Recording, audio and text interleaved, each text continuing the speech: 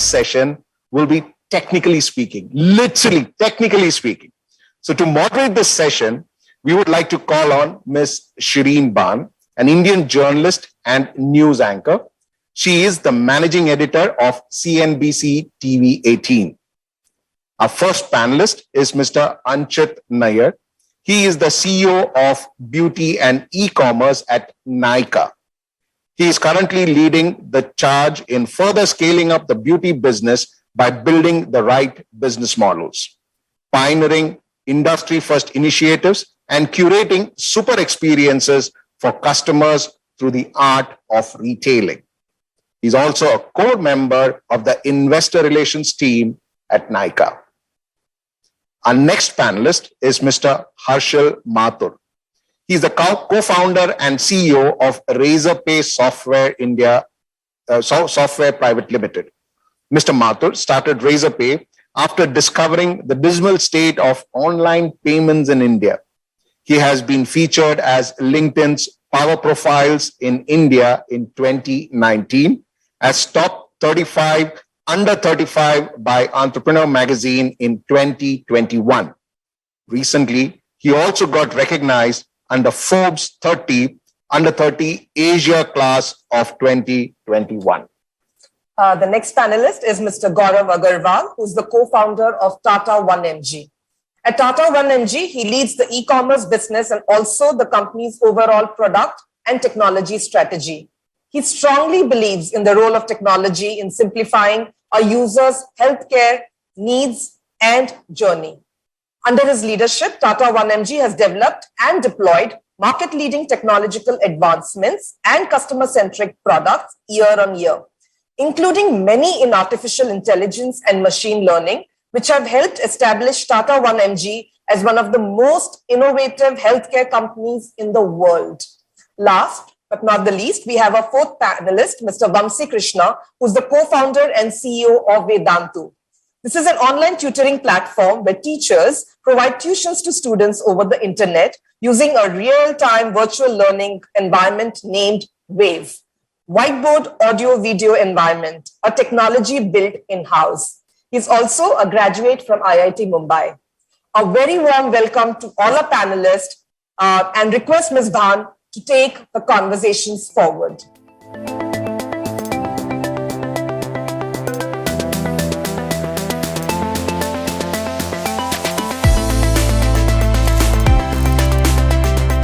Well, good evening, ladies and gentlemen. Thanks very much for joining us. Let me very quickly give you a brief introduction of why we are here this evening and what we are going to be talking about.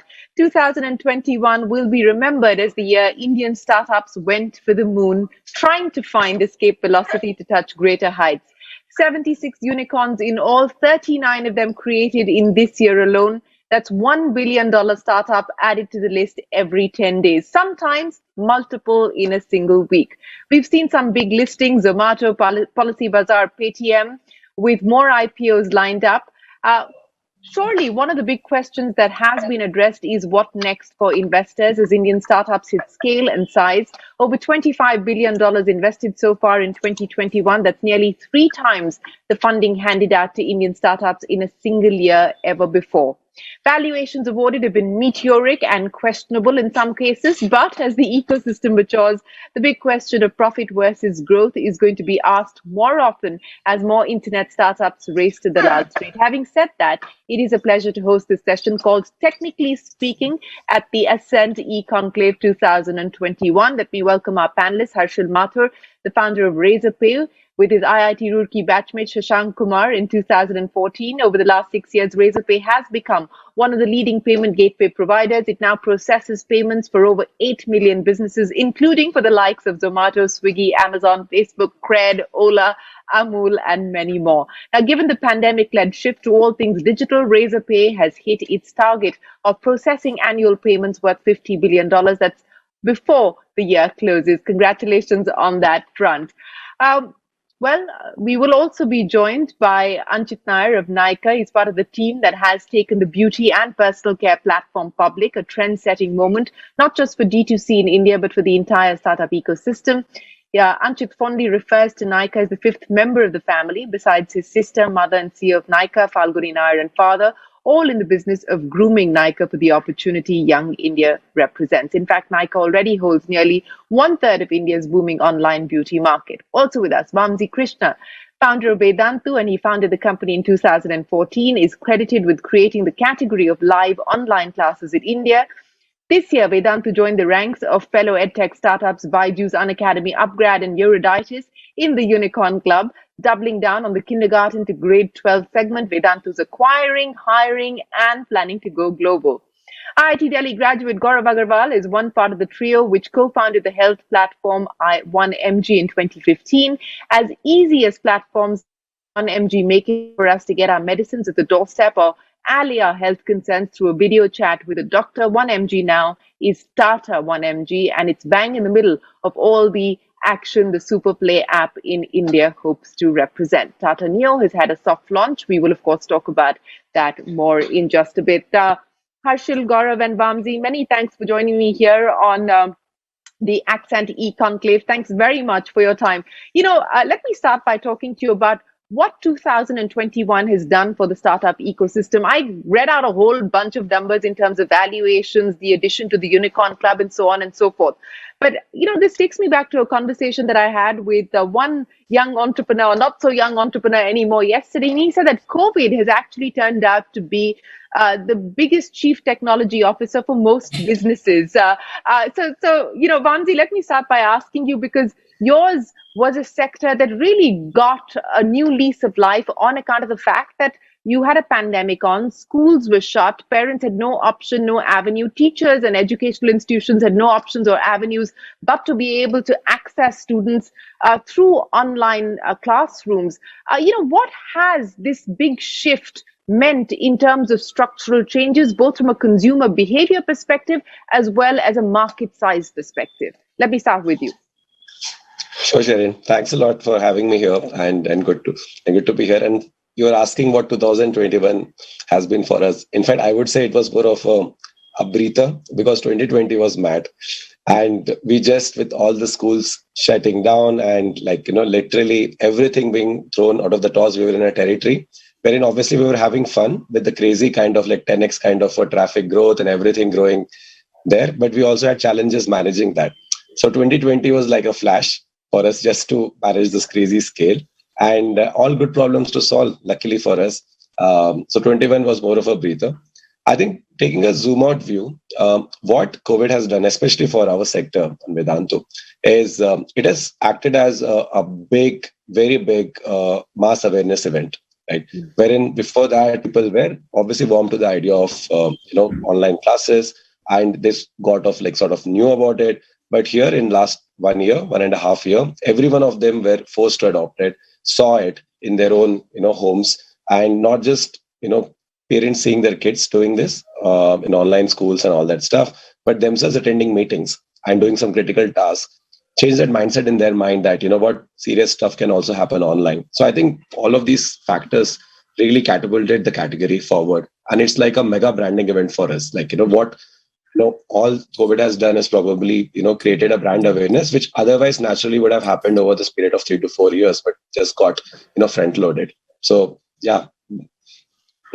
So, taking a bit of a breather in 2021, but Harshil, let me, ask you, has 2021 given you a moment to breathe, a moment for pause, reflection, introspection, or do you continue to hurtle down at breakneck speed, given just what has happened to the market on account of the pandemic?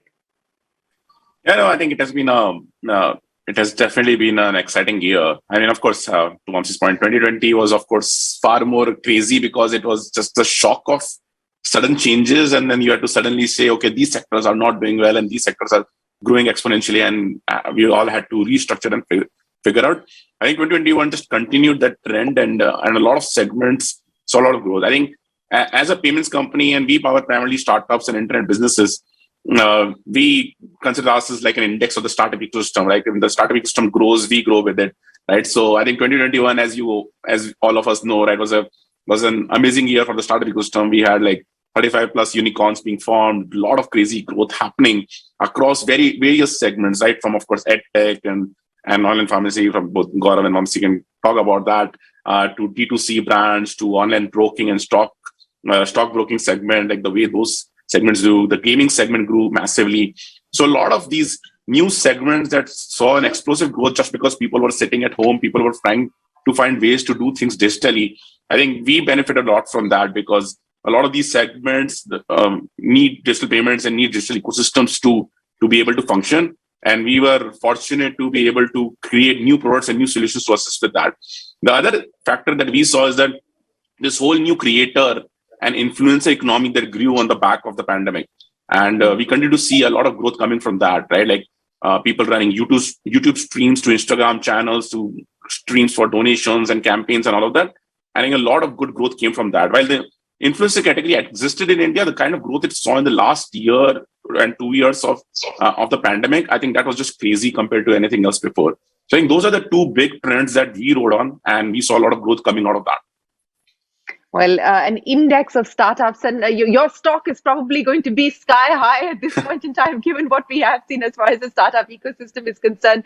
But Gaurav, let me ask you, one, of course, the structural shifts that we have seen in the marketplace, as well as the change in consumer attitude, with digital adoption becoming much more easier and much more accepted, and especially for a category like yours, online pharmacies taking off because there was really no choice through the course of lockdowns that we saw both nationally as well as, of course, at a state level. What has this meant as far as the category is concerned? What has this meant as far as the industry is concerned? Yeah, the first comment, I don't think COVID gave us a CTO. It definitely gave us a chief marketing officer and a chief growth officer all rolled into one. The heaviness of the event aside, I just think that it led to a massive adoption and a massive realization of how digital health in general, things that we've been shouting from rooftops for the last 5 years, it just made all of that come home for a lot of consumers, that it was possible to consult with doctors, get their medicines, get their tests done from the safety and convenience of people's homes. A lot of behavior changes that I think the whole Indian startup ecosystem's been aiming for, been driving towards with marketing dollars and product innovations and interventions, etc. I think all of that happened with the hand of God. I think more the other aspect to think about, while 2020 was like a really flash that hit us hard, 2021 was even harder because the second COVID wave hit us much, much harder. And we found ourselves in the middle of it. In a lot of ways, for us and for all the healthcare companies, in addition to growth, it actually helped us build a lot of resilience. And it opened up a lot of new opportunities for the overall healthcare sector. People became much more aware. And I'm talking about average consumers. Average consumers became more aware about insurance. India's insurance sector is perennially underpenetrated. People became much more aware and conscious that that's something they should have. I have folks who work in my household, and they started to request that they would like to have insurance policies, etc. We had corporates become aware of actually providing healthcare as statutory benefits to actually retain employees and for their wellness and well-being. So just overall, the healthcare ecosystem, I think, turned on its head, and we are seeing a lot of those tailwinds drive the healthcare ecosystem forward. So overall, just phenomenal what has happened. Mm-hmm. Speaking of growth, and let me go back to Vamsi on this, because this is something that he brought up, or he was at least the first on the panel to bring this up.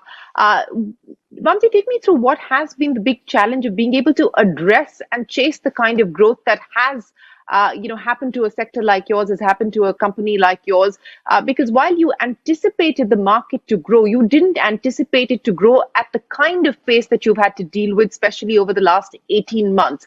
So what has the scale playbook been like for you? What have been the big changes that you've had to drive within the company just to be able to keep pace with the kind of growth that you've seen? Absolutely. And that was one of the biggest challenges. So first thing we had to do, Shireen, is throw all the existing playbooks out in the dustbin and and think about recreating. And that was a big change management to begin with. I still remember the last week of March when, lockdown was announced. we at that point of time had a very big sales counselors who were like sort of like distributed across the country, almost at 20 plus locations. And at that time, they would also seek appointments and probably do that physically. So when it entered into lockdown, and the very first thing we saw is like business literally tanking because all of them are obviously stranded. So it took us almost like 1 to 2 weeks to convert all of that process, which was offline, into online, and adapting them to that, that new playbook. And that was the first challenge which I starkly remember. Then you also have teachers who were used to coming and suddenly with 10x kind of a growth, you obviously have a recruitment challenge wherein you don't have the pipeline for teachers, and that workflow doesn't exist. So there were almost upteen such challenges which team had to literally reinvent and go about. As I said, the good thing about all of this is all of the growth is always a big motivator, and that really is a big aligner also. So I think that was the good all the problems are good problems to solve. But looking back in the last 15, 18 months, I think a lot of innovations came about it. So for example, now even with things little bit opening up, we are not at all thinking of going back to our old Salesforce model anymore at all, right? It's because this is far more efficient and far more. And this we would not have ideally done if COVID would not have hit us. So like that, there are a lot of innovations which got literally, as some of the other guys were saying, literally forced upon us. And in some cases, at least, that has resulted in brand new models, which is a big eye opener for us. And new categories itself. I remember Vedantu at least launching 2 new categories. We never thought that kids as early as 4-year-olds to 5-year-olds would be engaged and would study online. And to our surprise, Shireen, I can tell you this: the engagement metrics of that age group was highest than any other age group we ever noticed. And these were literally revelations which otherwise none of us would have believed in. But having forced upon us doing this, these were realizations.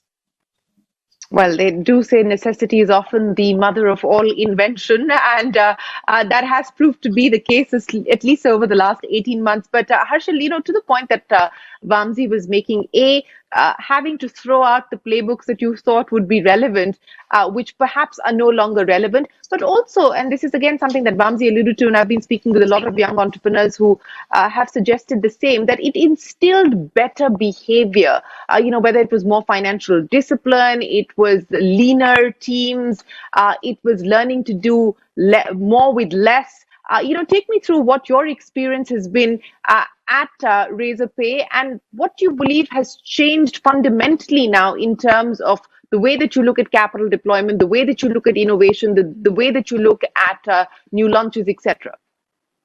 Yeah, I completely agree with what Vamsi said. I think a lot of things that we would have done or would have happened over the years was just suddenly got accelerated, and a lot of these trends were waiting to happen. But I think the pandemic accelerated that. I think the biggest change was, of course, work from home.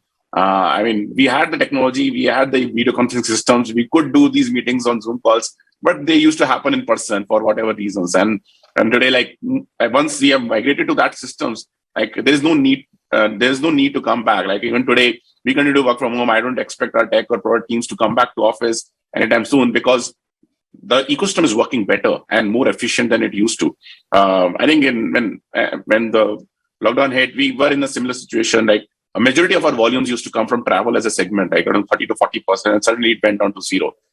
So we were completely down. But the kind of acceleration that happened in other segments across India, and I'll speak about the segments that went up across the entire country, which were waiting to happen, but people had just not tried it. I think we all saw the growth in e-commerce that happened because of the pandemic, right? And the kind of festive sales that happened digitally, which typically would happen inside shops. More interestingly, things like EdTech and things like online gaming, the pace at which those went up. We saw small neighborhood stores and kirana stores trying to sell things over WhatsApp and Instagram and Facebook, which again could have been done before, but nobody ever had felt the need to do those things. One of the biggest changes that we saw, and one of the biggest metric that we tracked, was growth in bill payment volume, right? Online bill payments went up by 180 to 190% in the first 3 months of the pandemic. And that is an important metric because generally when when a customer who has never made online payments before, the first time they do online payments is either to buy a train ticket or to pay bills online, right? And when bill payments volume go up, there's generally an indicator that a new segment of population has come online for the first time, and they have done it to learn how to pay bills online because they're stuck at home. They can't go to the neighborhood shops and pay bills. But now that they've learned how to pay bills online, they can do shopping on e-commerce, they can spend money on online gaming, they can spend money on online stockbroking and things like that. So there's a new segment of population that has suddenly come online, and that's an important metric for us to track. So it's not like people couldn't pay bills online before, but because of the pandemic, everyone was forced to learn and adopt that new behavior. And some of these changes, which were expected to happen in next 3 to 4 years, happened in 6 to 8 months. I think we are all seeing we continue to see a lot of growth stemming from just those behavior changes. Because now that like those people have learned how to pay bills online, they are learning how to do e-commerce online. We continue to see different segments that continue to grow because a new population has suddenly come online and who had access to internet but had never thought of internet as a commerce medium. And I think that's an exciting trend for us to keep following. Yes, it has become easier to acquire customers, retain them as well, perhaps. But the question then is about monetizing ththese customers as well. And I think that is where a lot of the focus is now going to be. But Gaurav, let me ask you this. You founded 1mg in 2015. You did the deal with the Tatas in June of 2021. Take me through why you believe that a future with a Goliath would be better for a company like yours. I mean, we are seeing this play out across different sectors, across different categories, where we are seeing a combination of the David and Goliath story. Take me through why that made sense to you. Well, that's a great question. Look, again, healthcare is different from all sectors. And I think more than anything, trust is the most important currency in health, right? And there's really no other brand in India that has trust synonymous with it than the Tata brand, right? And as we were going through the pandemic and thinking about what would really take the 1mg journey to the next level at the fastest pace possible, right? We could not think of any other partner. And it was fortuitous, right? Meaning it's not like we were going out and looking for a David and Goliath sort of a marriage, but it just so happened, and when we were evaluating the options in front of us, we just couldn't think of a better partner who could bring the trust and credibility to the healthcare ecosystem, to the 1mg brand, as quickly as, let's say, the Tatas would bring, right? And that was really the starting point. Over time, as we interacted, we found that philosophically, the organizations were very culturally aligned as well. They tend to work in a very, very ethical fashion. And we just found a lot of common synergies with what the Tatas were trying to do in the overall healthcare ecosystem, what they had been doing for the past 100 years in the healthcare ecosystem, mostly done through the charitable, the trusts work, etc. And they were very aligned with the vision we had of actually taking digital health. They've done these really cool projects in some of the most backward areas in India around digital health, where they were driving primary care, which is also like a deep-seated belief at 1mg that we've had. And through all of these conversations, we felt that our journey would get massively accelerated with a close partnership with the Tata Group, and that's what helped us make the decision. Yeah, that's an interesting point that you make about trust. And let me bring Harshil in on that, because, that would be the fundamental principle that will drive decisions when it comes to financial services as well, Harshil. And this takes me back to a conversation that I was having with Kunal Shah of Cred, and he said, while fintechs are disrupting the financial services space, one aspect that they cannot disrupt, at least at this point in time, is the deposit side, because of the trust factor where people trust their money with banks. So Harshil, how do you see this fintech versus incumbent banking moving as we move forward? Yeah, no, I think that's a very valid question, Shireen. My perspective is that I don't view this as, the way Gaurav was saying, I don't view this as a fintech versus incumbent banks. I think the banks have done a great job of establishing that basic trust to the point that we don't even worry about trust when it comes to money. That, okay, you park the money on a bank and that's okay. What next? How can you use that money for doing UPI payments? How can you use that money for doing wallet payments and all the other things that you do with that? Like, trust is a salt factor across various banks. And I think the regulators and banking system and everyone has done a good job. Even when we had incidents like the Yes Bank issue and everything else, regulators have done a great job of ensuring that customers don't lose money. So we are at a point where we park our money in our banks and we forget about it, that is safe. I think where fintechs are contributing is a step ahead from that. I think we assume that trust is a solved problem, and how can we now solve the experience problem? How can we solve the product problem? So if, for example, we have built neobanking where we help businesses manage payroll, help manage vendor payments, manage tax payments, and all the other things better, where we say that how can we provide a much better product and application experience where you want to make those 10 payments or 15 payments, how can you do all of that in a single click? And we don't believe that it needs to be a competition between fintech versus the traditional bank. There's a combination approach that works best here. And that's why we are partnered with multiple banks who exist in the country for the last 15, 20 years. So your money stays with them and they solve the trust problem while we solve the experience problem. And I think when both of these things come together, that's when the business ends up winning, because you get the trust and safety of a licensed RBI licensed bank and where you have the regulators and the bank ensuring that the money is not lost, and the fintech being there to provide you the right experience to ensure that you are able to move your money around as seamlessly and as frequently as you want to. I think that's where really the winning opportunity comes in. And I think, and as Gaurav said, I think you'll see a lot more of that happening in the next couple of years, where the expertise that incumbents have built in comes together with a new age tech company, where the new age tech company ends up building the experience and the product layers on top of the basic problems that the incumbents have already solved in. Okay, well, I'll delve a little deeper into that in a second, but let me welcome Anchit into the conversation as well. Anchit, many thanks for joining us here at the Accent eConclave. You know, we've been talking about winning propositions, and Nykaa has certainly been a winning proposition, at least as far as the IPO market is concerned. A fabulous listing. Anchit, let me start by asking you about exactly that. I mean, this was a story that many believed has paved the way for what future IPOs from the startup ecosystem could look like, a profitable venture being listed on the Lal Street. What were the considerations as you went about that process from having started the company 8 years ago to the point of listing? Yeah, hi Shireen, it's nice to see you again, and thank you for having me. Look, I think for us, the IPO made a lot of sense, and it's something that we had, it was always on the cards since the early days. And if you know Falguni, of course, our founder and CEO, she is an ex-capital markets banker. So she has taken many companies public. And she saw the value that the public markets brings to a company in terms of corporate governance, as well as long-term sustainability for the business and importantly, the shareholders. So I think for us, as a company, we want to be around for many, many years in order to serve our customers to the best way that we can. And we thought the best way to enable that is to take this business in the public markets. And I think as a result, since early days, we were very focused on corporate governance, right? If you look at our company, even as a private company, we had independent directors on the board. We had a NRC committee, an audit committee. So I think we've kind of trained ourselves from the early days that a listing was likely to be in our future.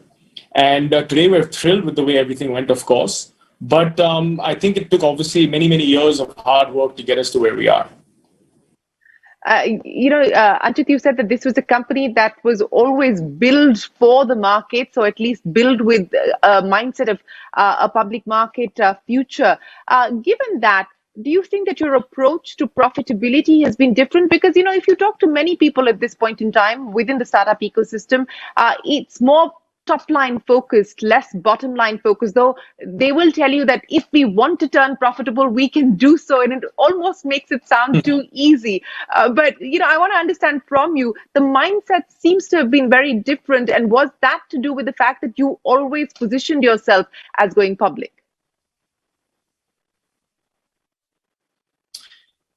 So I think for us, top line growth remains the priority. There's no doubt that for us, consumer tech companies in a very rapidly growing industry like e-commerce, and within that, beauty and fashion are two lifestyle categories that are growing faster than GDP. So, and significantly faster than GDP. I think for us, growth remains paramount. profitability also needs to be considered. And again, it's in large part because that's just how we want to build the culture internally, that there needs to be a respect for capital. There needs to be respect for shareholders and investors.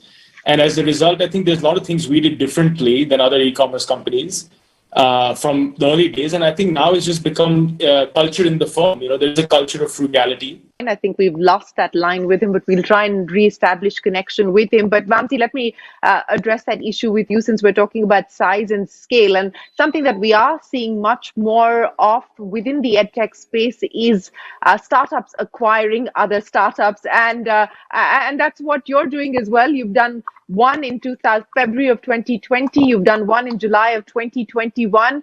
Are we likely to see much more consolidation in this space? Are you going to be driving that as well at Vedantu? Yeah, Shirin, I think a lot of consolidation has happened. And the way I look at it is, if you also look at the number of edtech startups which literally got started in the last 2 years, even that number is a crazy big number. And it's not just has happened in edtech, it has also happened, and we have seen a similar trends happening in food tech before, right? And travel before that. And whenever in a sector something like that happens, both the pace of creation and also the pace of consolidation both sort of matched up, right? So here what we are seeing now is a lot of those startups which got started.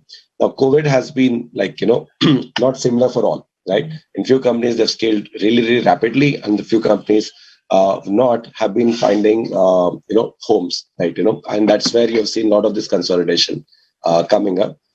As for the trend, yes, you will see this probably also in the future. There's consolidation happening, and more such M&A activity. At least as Vedantu's perspective, how we look at it is a pure build versus buy, right?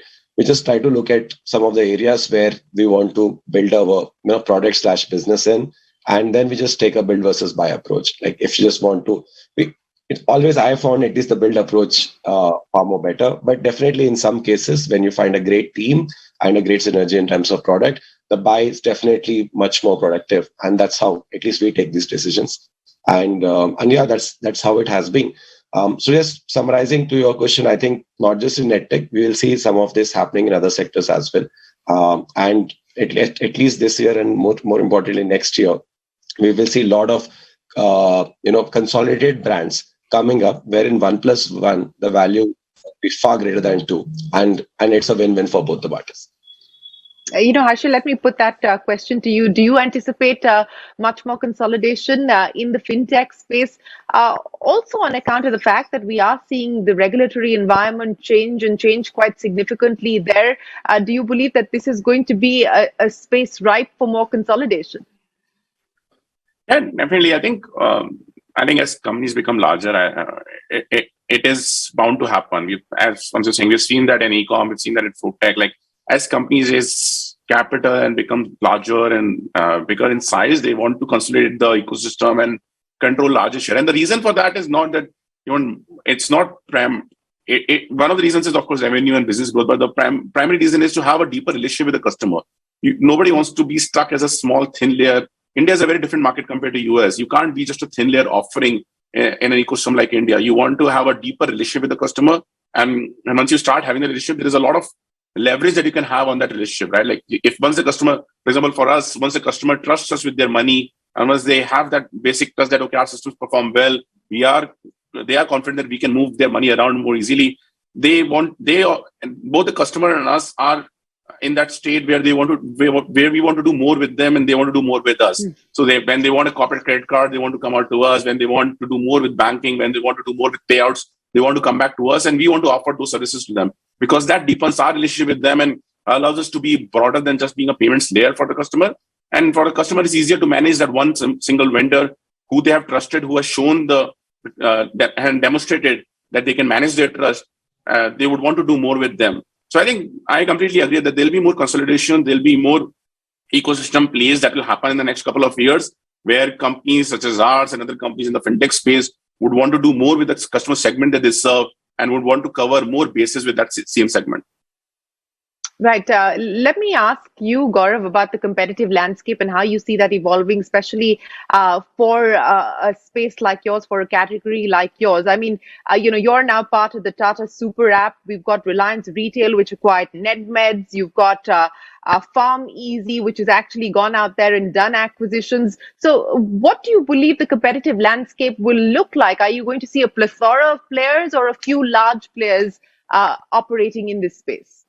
Yeah, no, all crystal ball answers, actually, all crystal ball questions actually have the same answers. I mean, nobody knows. But, we've always said from the start one thing, that this whole, winner take all is actually a misnomer in the internet ecosystem.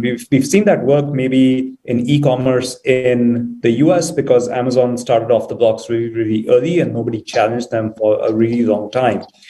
But if you look at any segment in India, we actually have fairly dominant 2, 3, 4 large players who are all, making their presence felt. And we've seen that happen in offline. We've seen that happen. We are going to see that happen in online as well. If you look at the online pharmacy ecosystem, for instance, there's 2 large competitors, PharmEasy and 1mg. We are both holding our own. There are some markets where we are dominant. There are some where they are, and we keep testing each other out, right? There are others who are trying to find new ways to actually finagle and get into the market. I just think that we will all find our niches to play in, as long as we are patient, as long as we are innovative, and as long as we find the deep customer value that we are going to deliver. And I think that part's really important, because the deep customer value is not always discounts, it's actually understanding what the pain point for the customer is. We've seen, at least in the e-commerce and especially the online pharmacy segment, that a lot of our competitors, erstwhile, current, maybe even in the future, will think that discount is what drives growth, but it's very short-lived, it goes away. So the key here is, I think a lot of players will exist, whether it's 2, 4, 20, hard to tell. Each one of us will probably find ways that differentiate us. We will go into segments that will be our core offerings. And I think we will find ways to actually cater to customer needs. Anchit, let me get you to comment on that as well. I mean, how do you see the ecosystem evolving? There's been a plethora of D2C brands in the market, fewer platforms, so to speak. But how do you see the competitive landscape evolving for the space that you're in? Yeah, I think it's a good question. And I think Gaurav actually, touched upon a lot of the points that I would. And I think it comes down to solving a customer pain point. And also understanding that the Indian consumer is very digitally savvy. And I have tremendous respect for the consumer, because we believe in our sector that they're actually willing to pay the right price for quality. So we think that's a big differentiator, especially if you look into our segments, which is beauty and personal care predominantly. There is a large counterfeit issue globally. And Nykaa is able to differentiate itself because as an inventory-led business, we can guarantee to the consumer that anything that they buy on our platform is authentic. And I think that's gone a long way in building consumer trust. So, yeah, I think there will be competition. Of course, it's a good business.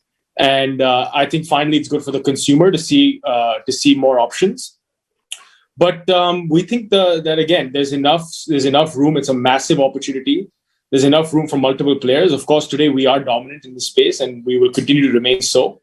But I think, we are very optimistic that this market will grow and there will be space for a couple of players to coexist.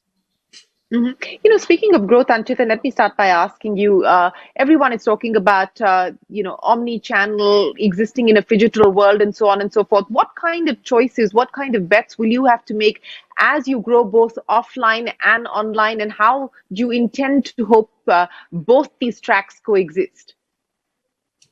So we think in a country like India, which has got a very large offline retail presence, it's important to do both online and offline. For our category, again, in specific, there is a large touch and feel element when it comes to certain categories within beauty and personal care. And at certain price points, so luxury products, etc., sometimes require a little bit of trial before consumers are willing to buy. So we think the two will coexist. Offline remains a massive market, and we want to be dominant online and offline. And we've actually done a very good job in integrating the two. So if you buy on our app, we can also target you and let you know that there are special offers or certain SKUs that are available in a store nearby. And also the other way around. So if you're shopping in our physical stores, we are able to add you to our online database and ask you to replenish online if it's more convenient for you. So the two can coexist in a very synergistic way, we believe. Mm-hmm. Gaurav, how do you see that? Absolutely, great question. And I'll just give you some stats. So 97% of Indian business, actually, at least in the online pharmacy segment, is still offline. So offline is a really, really important channel. And they don't like you very much, do they? I think all existing channels, just like new channels coming up, I'm sure once someone invents something other than online, maybe direct links to your brain, we'll probably dislike them as well.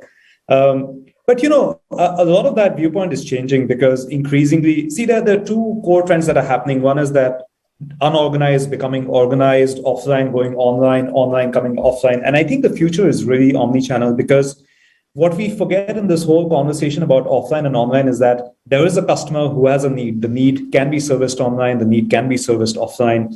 And both these channels actually have very, very different characteristics of how they service the needs.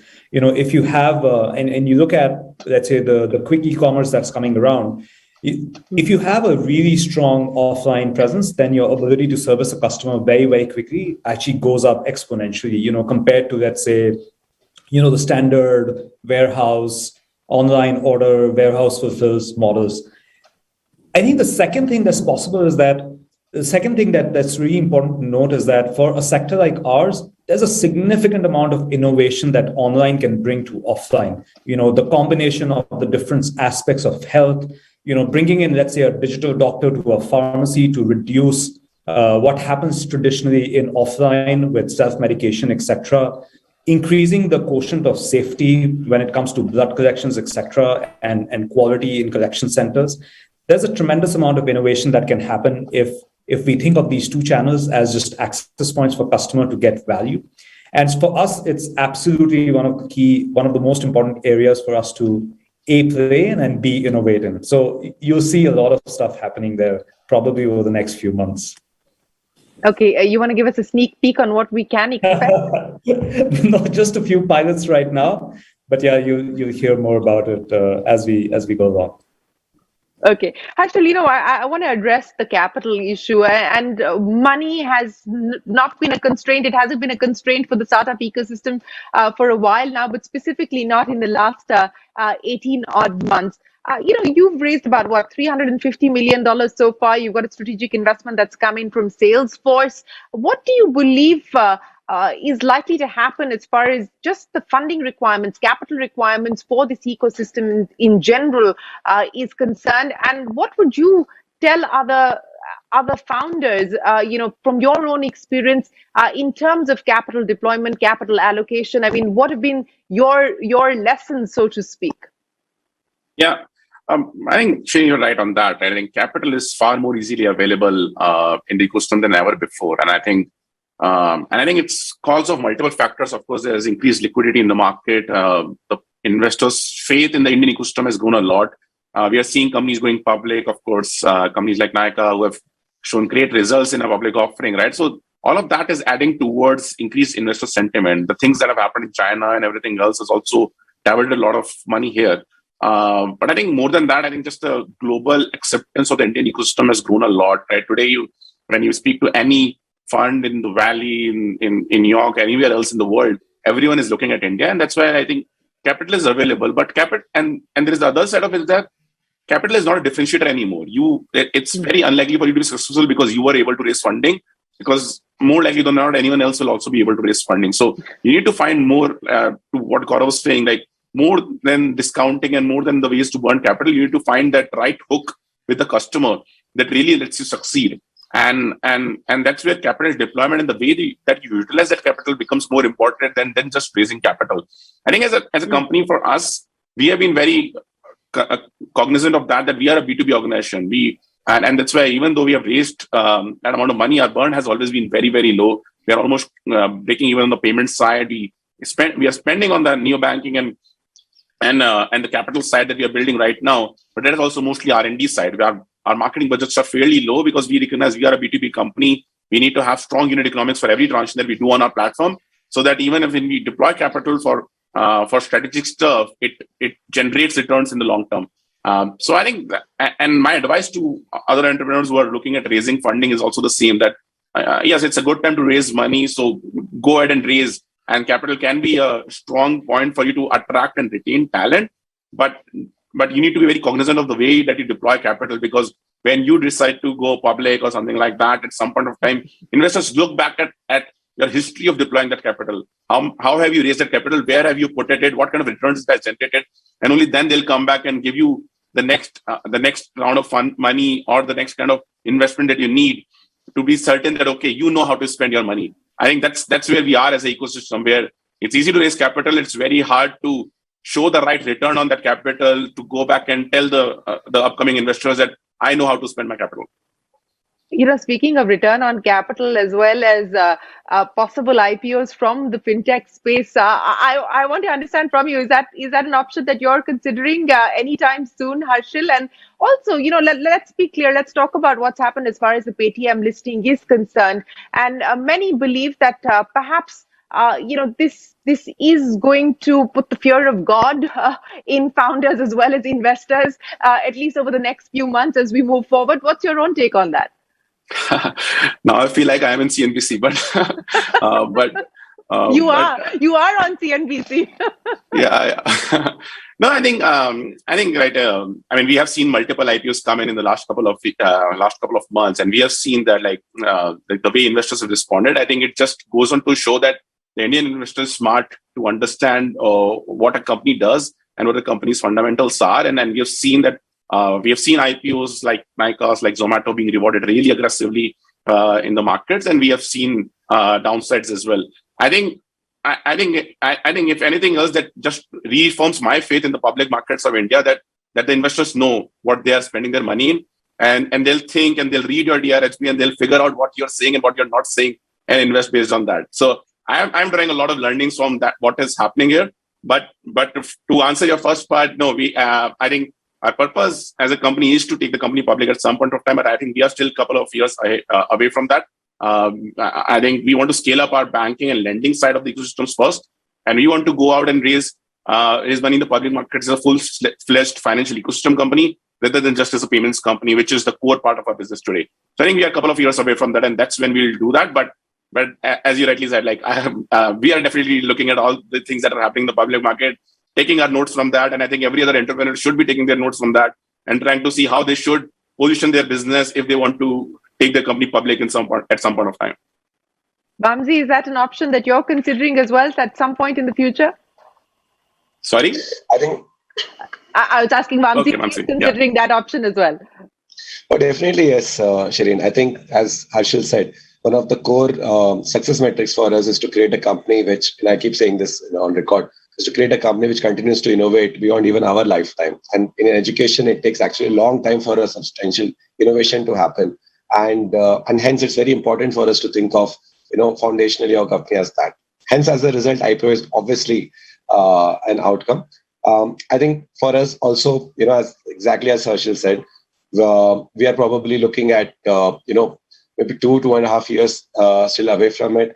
I think in terms of the way we looked at it 6 months back, the way now we are looking at it is a sea difference. I think the belief and the confidence of all the Indian entrepreneurs have changed, especially in the last 6-7 months, having seen this. And we are cheering on the sidelines. We really want more successes to happen, because it's obviously ultimately great for the entire ecosystem, which will motivate more and more companies to take that path, which will ultimately lead to not just financial discipline, but actually creating impact at scale. So yeah, really happy. I think, yes, there have been few blips, but overall, it's a very, very positive story. If you actually look at Shireen from last year, wherein the general trend and the belief in the market is, there isn't depth in the Indian, market, and they would not respect startups and tech startups, and you need to look at overseas market for listing, to the situation right now. I think we couldn't have asked for anything else. So very happy about the situation. Oh, absolutely. It's been a sea change in terms of attitude, approach. And of course, 2021 has been a big inflection point as far as the Indian startup ecosystem is concerned. Lots to learn from as well. And of course, we're seeing that play out. But Anchit, let me ask you now, at least in your case, the listing is done. So that's one issue out of the way as far as you're concerned. But in terms of growth now and to ensure that profitability continues to be something that you stand for, what will the strategy be, especially when we talk about inorganic growth, private labels?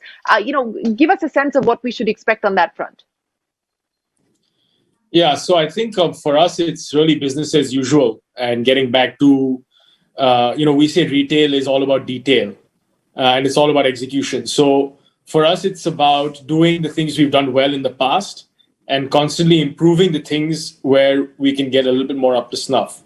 And I think there's going to be a lot of focus on technology on our end and how can we really leverage technology to improve our capabilities as a retailer. So focusing on personalization and some other initiatives that we have underway. So that's on the business front. In terms of inorganic growth, I would say, I think Nykaa has been a great enabler for direct-to-consumer brands in the beauty space. And I think what you're seeing in the private markets with some of the beauty brands that are raising funding, I think a lot of that has been made possible due to platforms like ours. So yes, I think from time to time, we will see certain brands that we admire and could potentially look to acquire. But again, I think it's very strategic and tactical, and we'll see them as they come. But there's no real plan in terms of a number of acquisitions or a total dollar value that we'd want to put into inorganic growth. I think we'll, as I said, as it comes, we evaluate all the opportunities that come to our table. And if something is a good strategic fit for us, I think you could see some potential for inorganic growth as well. Okay. Anchit, there's questions that have come in for you. So let me put that across to you. Someone, I don't know who it is, but someone wants to know that we've seen revenge buying, which has been the phenomena that we've seen globally. We've seen that here in India as well. Do you believe that, that pent-up demand or revenge buying, whatever you'd like to call it, has stability now, has stability resumed as far as the marketplace is concerned? How do you see consumers responding as we move forward? Yeah, I think actually the revenge buying is done in the sense that I think it happened, post the first wave of the pandemic and then shortly after the second one as well. But I think what the pandemic has done is that it's brought a structural shift to the way Indian consumers are shopping. And so I think we're reaching a new level of consumption online, especially for our categories, which are lifestyle categories, beauty and fashion. So, in a way, of course, it's been a very difficult time for the country and for us and for employees from a personal perspective. But of course, for e-commerce and online businesses, this has changed the game. And I think it's brought a structural shift to the way consumers are shopping. And a lot of first-time shoppers who came online during the pandemic have realized the sheer convenience that online shopping can bring. And so we think that this revenge, it started as revenge buying, but it's clearly here to stay.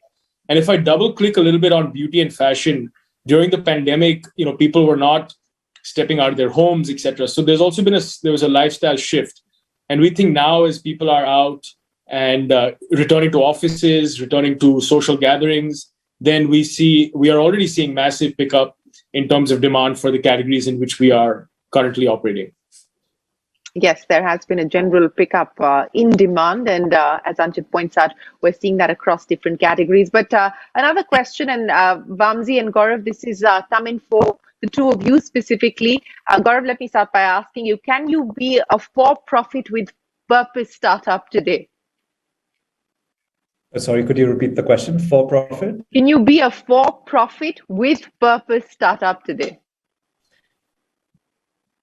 I honestly think it's possible. And if you look at sectors like healthcare, maybe even sectors like education, etc., that's actually one of the core drivers for what motivates us to do. For profit, sure, it has to happen because otherwise the business does not survive and sustain in the long run. But fundamentally, what drives us every day at 1mg is to improve the healthcare outcomes and the healthcare options that people have. If I can talk about the vision, and we've struggled, we've tried to work with companies, marketing companies to come up with better vision because it's a mouthful. But 6 years back, we said that 1MG's goal and mission is to make healthcare understandable, accessible, and affordable, right? And we just haven't found a better reason to exist, and if helping people make better healthcare choices through access and affordability, if that's not a purpose, then it's really hard to know what it is, and that's really what drives us. We are a very purpose-driven organization. We always put the consumer and his choices in healthcare at the center of what we do, what we strive for, and everything else then just comes around to make that happen. And I truly think it's possible today. Yeah, I do agree with you. I believe that it is possible. And, when you get that convergence of passion, purpose, and profitability, I mean, that does create magic, doesn't it? But Gaurav, I want you to comment on that as well. No, it does absolutely. And, Sorry, Vamsi, sorry, my mistake. Sorry, Vamsi, I want you to comment on that. No problem. I completely ditto and echo what Gaurav said on that, right? In fact, Shireen, I would say it's not about it's being possible or not. In fact, I go a step further and say that is the way to do it. And that's the only way it can be done. See, ultimately as entrepreneurs, and not just as entrepreneurs and founders, but even people work and innovative work happens everywhere. But if you're able to associate that with a higher purpose and the belief that whatever you are doing is adding some substantial value, to the ecosystem and maybe to the human race in general, I mean, that amplifies and that energizes you like anything, right? And we constantly try to drive this because inherently, and obviously some sectors are more fortunate than others because, many of my other founder friends, in manufacturing, other places, they tell me that, what, we sometimes struggle to put out the fancy mission and vision statement, but for you, it's so inherent. So I kind of agree to that especially as Gaurav said, about health and education, those things come pretty naturally to us. And so from that lens, I can tell you that it's not just possible, but I believe business is always a consequence. If you are able to add substantial value to the customer, students in our case, then brand, scale, trust, and business are all consequences of it. When you actually don't think of them as the same thing and probably chase to these things as different, that's where actually the divergence happens. So, in fact, summarizing, I just don't believe that it's possible. I believe that it's the only way you should drive this because then it's all in sync, and then you will have probably enjoy not just great customer love, but as a consequence of that, great scale and great profitability as well. Absolutely. Harshil, there's a question that's coming for you as well. Can we see neobanks getting a banking license anytime soon? Because the pandemic has changed the way that we bank, and it would make it much easier for no contact solutions. I know you don't have much of a say in this, the Reserve Bank does, but do you believe that sometime in the future, Harshil, that's going to be likely? Yeah, see, like with any innovation, regulation, it starts with innovation and the regulation follows it, right? And I think neobank is one such innovation which is happening in the ecosystem right now. And I think while neobanks like Razorpay and a lot of other ones operate right now within the current regulatory framework, which does put some restrictions on things that we can do and we can't do because of not having a structured banking license. And we also don't find a right banking license fit, at least within the current regulatory framework. But I think there are already discussions happening on that. We saw yesterday only the Niti Aayog published. Oh dear! On that very important note, no, we do have you back. We lost you for the last 10 seconds. If you can just repeat what you said.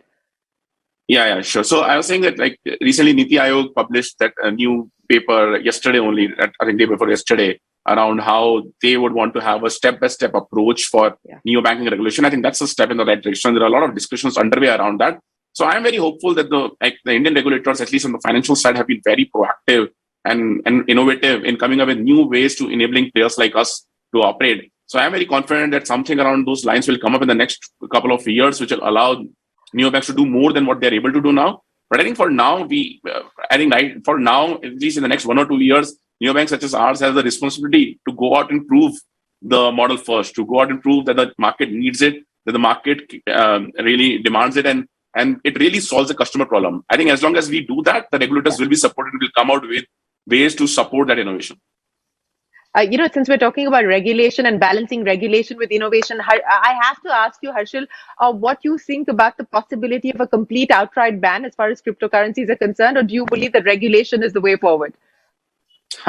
Honestly, I'm not a right player to comment on that because we don't operate much in crypto. But I think, as an outsider view, I think there is a lot of potential opportunity with the underlying blockchain tech and with cryptocurrency in general. So I think an outright ban would most likely not be in of great interest to the opportunity that exists on crypto as far as India is concerned. I think we need to find we all understand the kind of challenges that regulators have with it and the kind of constraints that they would want to have on it. I think with the right set of regulations and the right set of constraints, there should be a way to allow at least some form of cryptocurrency to exist and some form of blockchain technology to be utilized for cryptocurrency as well. I'm hopeful that something of that sort will come out, but as I said, I don't have much say on the matter. Yeah, well, we'll have to wait to see what the government decides to do when it does finally move that bill in Parliament. But gentlemen, I am going to wrap this up with the final question. I'm going to give each one of you a minute to close. Anchit, I'll start by asking you, if you were to look back in the rearview mirror today, if there were some key mistakes that you believe you made that you now are wiser in hindsight, what would your advice be to entrepreneurs? What should they not do?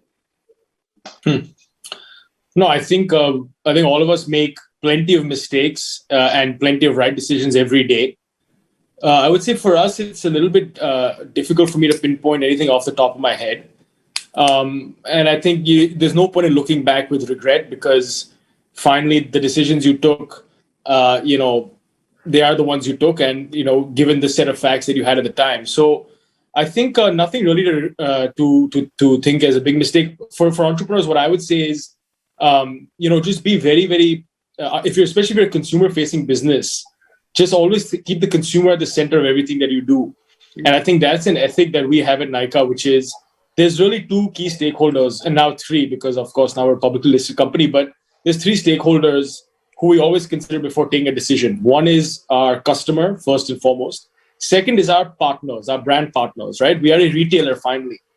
So we're a multi-brand retailer. So of course, our brand partners ensuring that we are helping them achieve the objectives that they've set out. That's clearly very critical. And finally, doing right by our stakeholders, which are now our shareholders. So I think that's really my only piece of advice, which is as long as you consider all three stakeholders before making a decision, only time will tell whether finally the decision is right or wrong, but at least you'll never regret it because, you did it keeping the right ideas in mind. That's great. Vamsi, let me ask you, what has been your biggest learning in your journey so far, and how would you like to pay it forward? Yeah, Archit, as Archit said that tons of them. So I think one learning has been not to correlate the outcome with the decision. I think that's definitely something which I've been learning of late. But Shireen, if I were to say something to the entrepreneurs or future entrepreneurs, I would say the one thing which has stood the test of time has been to focus on the long term and optimize for long term than short term. Every time we did that decision, and in hindsight, if I look back, there has not been any opportunity where I think the short term has helped, both in terms of positive and negative. Optimize for long term is the only thing which I would say. Sometimes tactically it feels that the short term is obviously very lucrative and thing, but I don't really, at least for us, it's not really worked out. So that's one advice I would like to say, give, that really be focused on long term and be obsessed over that. And yes. Well, that certainly is good advice. Harshil, your experience that you would like to share? Yeah, I think in the current ecosystem, I think we are in one of the best times when you can do a startup. We're one of the best times when you can raise funds. So one of the things that people need to be cognizant of, and young entrepreneurs need to be cognizant of, is that while everything else can scale exponentially, your team and your company internally cannot scale exponentially, right? So you can raise exponential amount of funds given the ecosystem we are in. You can even get market growth exponentially, but your team can always grow organically. You can't, if you're a 50-member team and you suddenly had 300 people, it's not going to work out well. So I think that's one thing that you need to cognizant of, especially in the current ecosystem, that the team and culture is what builds the org. And that is one thing that you need to be very careful about how you're scaling it, and you're not destroying the existing processes and existing culture as you're scaling it exponentially? So be mindful of how you're growing. Gaurav, I'll give you the final say before we close. Thank you so much for the final say. But for us as a startup, it's always been very tough to figure out whether we should hustle and get something done or wait and get it done the right way. And over the years, I've learned that if an opportunity is long term and worth going after, you can take your time to get it right. And if it's short term, which requires you to get something done tomorrow, otherwise it's vanished, then it was never worth it to go after to begin with. So, while it's great to hustle, it's actually important to hustle for the right opportunities. So make sure you identify those and then go after them with gusto. Well, Gaurav, Vamsi, Harshil, and Anchit, many thanks for joining us here, for keeping it real, for sharing your experiences as well as what you believe the blueprint for growth for your companies and for the startup ecosystem in India is likely to look like over the next few years. It is an exciting time. We wish you all the very best of luck. Thanks very much for joining me here at the Accenta eConclave and for this conversation. Thanks very much for your time. Appreciate it. We wish you all the very best of luck.